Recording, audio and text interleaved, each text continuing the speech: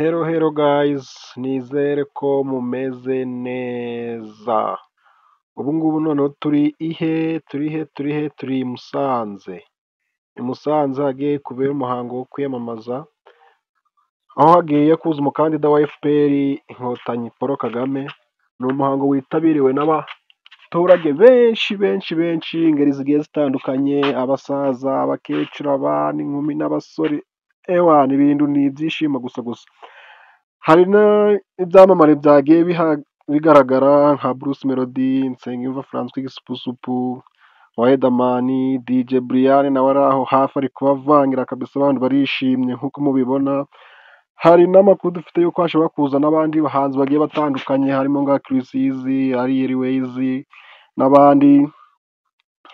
Ni nako Ariel Ways na Chris Easy na King James basohoye indirimbo, wagenda kuri YouTube iyo ndirimbo wayihabona, nayo y'amatora nyine ishigikira nyakubahwa Paul Kagame, wayihabona rwose yamaze kuhagera.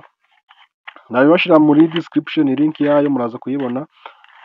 Gusa hariho abantu benshi, imihanda iruzuye, baracyaza ari benshi, ku kibuga hariho abantu benshi, no mu mihanda ndetse abantu baracyaza. Bivuze ko dushobora kubona abantu benshi bitandukanye na kampeni y'ubushize, mu gihe yari ari kwiyamamaza none hano mu karere ka Musanze. Ndashidikanya ko dushobora kubona abantu benshi koko.